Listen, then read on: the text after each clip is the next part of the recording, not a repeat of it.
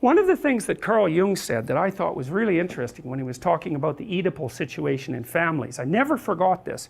So the Oedipal situation, roughly speaking, is when, I'll lay out the classic story, is when a child is seriously overprotected, usually a male child by his mother. Now the reverse can be the case, and it can be a female child by the mother and all of that, but I'll just talk about the classic case to begin with. Now what Freud observed was that there were usually not very good boundaries in families like that. And so the relationship between the husband and the wife was either strained or non-existent. And the wife would often turn to the child to be what she isn't getting from the husband. And so there's a great South Park episode about this. A wonderful South Park episode where I don't remember, that horrible little guy is that's him, yeah. And his mother brings in the dog whisperer to train him, and it's a brilliant episode. If you want to learn about the Freudian Oedipal situation, you watch that, you've got it down cold, because she brings in this expert who then she wants to have an affair with, so that's a boundary issue.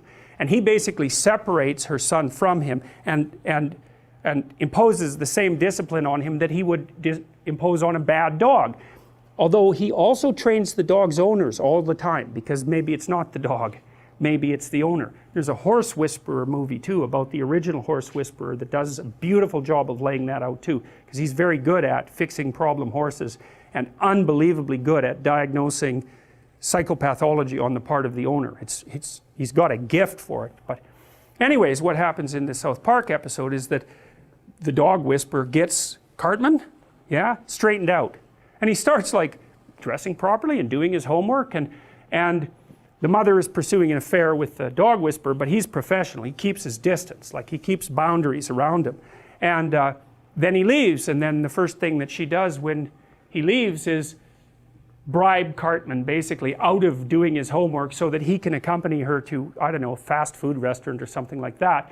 And so the reason she does that is because she's lonesome and doesn't have anybody else around, and maybe she's also deeply, deeply, deeply terrified that if she helps that boy grow up, he will leave and she'll have nothing.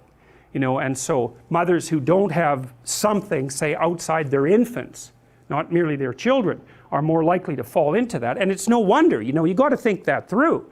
And lots of women most women really fall in love with their babies, And so even if they start growing into larger children, that can be threatening, because, well, when the infant turns into a toddler, the infant is dead. The toddler is there now. And you can radically interfere with that process. That happens all the time. That's the classic Freudian Oedipal nightmare. And that episode is brilliant. It's bloody brilliant. It just nails it. And some of you have been in my personality class and watched Crumb, the documentary Crumb. And that's another staggering exposition of exactly that kind of pathology. Anyways, one of the things Jung pointed out, so I knew this guy once who had a mother who basically was trying that trick, and she was very smart and had lots of tricks up her sleeves, and there's just no way he was going to go for it. He rebelled at every possible moment, and he basically became, I would say, somewhat hyper-masculine in response, which is an interesting lesson with regards to the hyper-masculinity that boys often develop if they're raised by single mothers, because they tend to go one of two ways. And he just fought her at every step of the way, and it didn't happen. But one of the things Jung said, which I loved, and you can really see this in the Crumb documentary, is that the Oedipal mother basically entices the child, says, look, here's the deal. You don't have to do anything, but you don't get to leave. But if you don't leave and you don't do these difficult things, then I'll take care of you.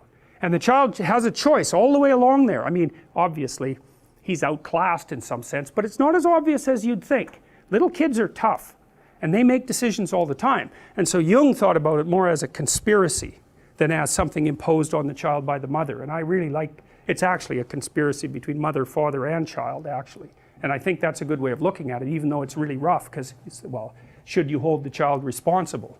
Well, yes, but judiciously and not completely, because then if you deal with someone like that as an adult, and they're trying to escape from it, you have to go all the way back and figure out how the hell it happened, and then they have to adjust, they have to figure out where they opened the door, like inviting a vampire in, because they can't come in unless you invite them in, So don't invite them in, because once they're in, they're really hard to get rid of, and they'll take all your blood. So that's a cautionary tale.